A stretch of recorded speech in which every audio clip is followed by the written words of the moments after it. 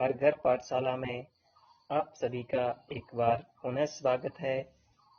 सामाजिक विज्ञान की कक्षा में हम जानकारियां हासिल कर रहे थे सामाजिक एवं राजनीतिक जीवन का लेसन नंबर 4 लोकतांत्रिक सरकार के मुख्य तत्व। बच्चों, पिछले कल के वीडियो में आपने जाना कि लोकतांत्रिक सरकार में मुख्य रूप से क्या-क्या होना चाहिए। इसमें आपने साउथ अफ्रीका के एक उदाहरण से ये जाना कि वहां पर किस तरह से जो है वो लोकतांत्रिक सरकार ना होने के कारण श्वेत और अश्वेत लोगों में भेदभाव किया जाता था। श्वेत लोगों के लिए अलग से गाड़ियां, बसें, ट्रेन, हर व्यवस्था जो थी वो अलग से थी। उनके लिए कानून भी अलग से थे। और जबकि अश्वेत लोग या जो सांवले रंग के लोग थे, भारतीय मूल के लोग थे, उनके लिए अलग से व्यवस्थाएं होती थी। सुविधाओं के नाम पर बहुत कम जो है वो अश्वेत लोगों को दिया जाता था। ज्यादातर कानून जो थे वो श्वेत या गोरे लोगों के पक्ष में ही होते थे। तो आगे हम देखते हैं कि लोकतंत्र में लोगों की भागीदारी कैसे सुनिश्चित होती है और लोगों का उसमें क्या रोल रहता है। तो चलिए अपने लेसन को आगे बढ़ाते हैं और शुरू करते हैं आगे का वीडियो। लेसन नंबर 4 लोकतांत्रिक सरकार के मुख्य तत्व। तो बच्चों, आपने कल साउथ अफ्रीका के उदाहरण से ये जाना कि किस तरह से वहां पर गैर लोकतांत्रिक होने के कारण वहां पर अव्यवस्थाएं जो थी वो फैली हुई थी। आज हम जो है वो सरकार में लोगों की भागीदारी किस तरह से सुनिश्चित होती है उसके बारे में जानकारी हासिल करेंगे। हमारे यहाँ भी नियमित रूप से चुनाव जो है वो होते हैं और पिछले पाठ में आपने इसके बारे में पढ़ा भी है कि लोकतंत्र में ज्यादातर फैसले जो है वो लोगों के द्वारा किए जाते हैं। लोग जो है वो सीधे तौर पर नहीं, लोगों ने जो अपने चुने हुए नुमाइंदे होते हैं, प्रतिनिधि होते हैं, उनके द्वारा जो है वो फैसले लिए जाते हैं और यही प्रतिनिधि जो है वो लोगों की तरफ से जो है वो फैसले लेते हैं और ये मानकर चला जाता है कि प्रतिनिधि जो भी निर्णय लेंगे वो लोगों की जरूरतों और मांगों को ध्यान में रखकर ही लेंगे। कुछ अखबारों के पन्ने आप पलट कर देख सकते हैं, उसमें चुनावों की खबरों पर जो वो चर्चा कीजिए और एक निर्धारित समय में चुनाव के बाद जो वो चुनाव होते रहने की क्या जरूरत है, इस पर भी विचार कीजिएगा। सभी सरकारों को ये निश्चित समय के लिए जो है वो चुना जाता है। भारत में जो है वो हम 5 वर्षों के लिए सरकार का चुनाव करते हैं, जबकि अन्य देशों में ये अलग अलग हो सकती है। किसी देश में 4 वर्षों के लिए चुनाव किया जाता है, किन्हीं में 6 वर्ष के लिए, किन्हीं में 2 वर्ष के लिए और किन्हीं में 1 वर्ष के लिए भी किया जाता है। मगर भारत में जो वो चुनावों को जो है वो 5 वर्ष के लिए रखा गया है, यानी कि 5 वर्ष के बाद जो है वो चुनाव कर दिए जाते हैं, नई सरकार बना दी जाती है।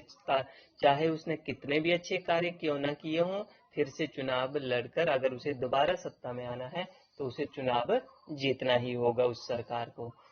तो फिर इस तरह से जो वो लोग अपनी भागीदारी जो वो सुनिश्चित कर पाते हैं। सरकार फिर से सत्ता में बने रहने के लिए हर संभव प्रयास करती है और लोगों के लिए अच्छे अच्छे कार्य करती है, लोगों की भलाई के लिए कार्य करती है। चुनावों का समय लोगों के लिए एक बड़ी ही महत्वपूर्ण घड़ी होती है, जब वे लोकतंत्र में अपनी ताकत को महसूस करवाते हैं। इस तरह से जो है वो नियमित चुनाव होते रहने से लोगों का सरकार पर नियंत्रण बना रहता है और सरकार को ये डर लगा रहता है कि अगर हम लोगों के लिए कार्य नहीं करेंगे, लोगों के लिए अच्छे काम नहीं करेंगे, उन्हें अच्छी सुविधाएं नहीं देंगे, तो अगले चुनावों में वो हमें सत्ता से बाहर कर देंगे या हरा देंगे।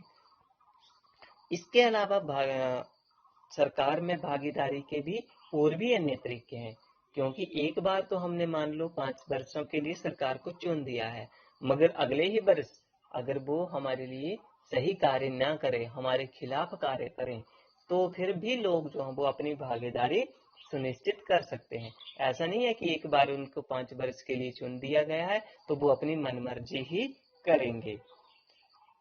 तो सरकार के फैसलों पर जो है वो लोग अपनी प्रतिक्रियाएं जो है वो विभिन्न माध्यमों से दे सकते हैं।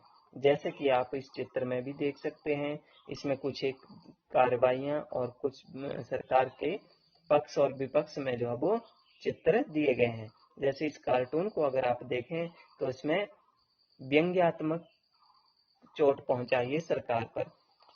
हाल बुरा नहीं है, बोलता है, जरूर पास के किसी गांव में जो है वो नल से पानी आ रहा होगा, बर्तनों की लंबी लाइन लगी है। हालांकि पानी नहीं आ रहा है, उसके लिए कहा गया है कि कहीं दूर किसी गांव में पानी आ रहा होगा, तभी इतनी लंबी लाइन लगी है।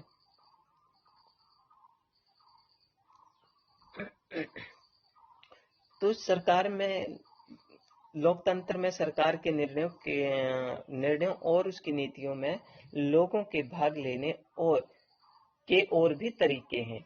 लोग जो है वो सरकार के कार्यों में रुचि लेकर या फिर उनके कार्यों की आलोचना करके अपनी भागीदारी को सुनिश्चित कर सकते हैं।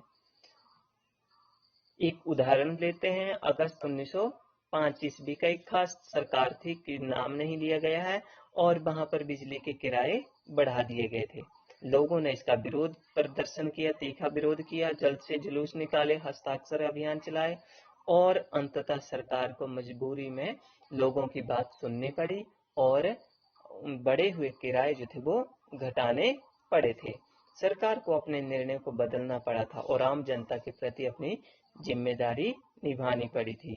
ऐसे और भी कई तरीके हैं बच्चों, जिससे हम अपनी राय जो है वो सरकार तक पहुंचा सकते हैं या अपनी अभिव्यक्ति कर सकते हैं। सरकार को ये समझा सकते हैं कि उनके द्वारा जो कार्रवाई की गई है वो सही है या गलत। इसके लिए जो है वो लोग अपना धरना प्रदर्शन कर सकते हैं, जुलूस निकाल सकते हैं, हड़ताल कर सकते हैं, हस्ताक्षर अभियान इत्यादि भी चला सकते हैं, और इनके जरिए जो है वो बातें गलत हैं और जो न्याय संगत नहीं है उसका वो विरोध कर सकते हैं। परंतु अगर सरकार ने कोई अच्छा काम किया है तो सरकार के लिए जो है वो धन्यवाद रैलियां भी निकाल सकते हैं। इसके अलावा लोग जो है वो अखबारों में, पत्र पत्रिकाएं, टेलीविजन इत्यादि वो भी जनता से जुड़े हुए मुद्दों को उठाते हैं और सरकार के सामने लाते हैं और उन पर चर्चाएं करते हैं। फिर सरकार भी इन मुद्दों को जो है वो ध्यान से देखती है, सुनती है और लोगों की भलाई के लिए फिर कार्य करती है, यानी कि उसमें सुधार करती है।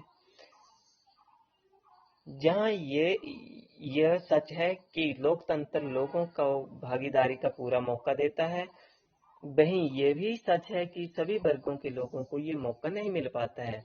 बच्चों, लोगों के लिए जो है वो भागीदारी का एक अन्य तरीका भी है कि वो आंदोलन का रास्ता अपनाते हैं, जो सरकार और उसके काम करने के तौर तरीकों पर चुनौती दे सकते हैं। दलितों, आदिवासियों, अल्पसंख्यकों और महिलाओं तथा अन्य लोगों की भागीदारी अक्सर इन्हीं आंदोलनों के माध्यम के जरिए ही हो पाती है। अगर देश के लोग सजग रहें और इस बारे में रुचि लेते हैं कि देश कैसे चलाया जाता है, तो उस देश की सरकार जो है वो का लोकतांत्रिक स्वरूप और भी मजबूत हो जाता है। अगली बार अगर हम शहरों, कस्बों या गांवों की गलियों में कोई जुलूस निकलता हुआ देखते हैं तो हमें थोड़ा रुक कर ये जरूर अवलोकन करना चाहिए कि ये जुलूस क्यों निकाला जा रहा है, किन लोगों के द्वारा निकाला जा रहा है, उनकी मांग क्या है और सरकार ने इनके खिलाफ क्या किया है। तो इस तरह से हम जो है वो सरकार में अपनी भागीदारी को सुनिश्चित कर सकते हैं।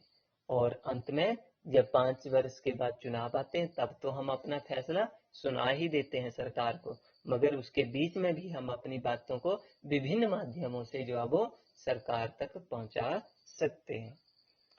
तो बच्चों, दिए गए इस वीडियो में जो आपने पढ़ा है उसके कार्यपत्र को आप अवश्य पूरा करें। धन्यवाद।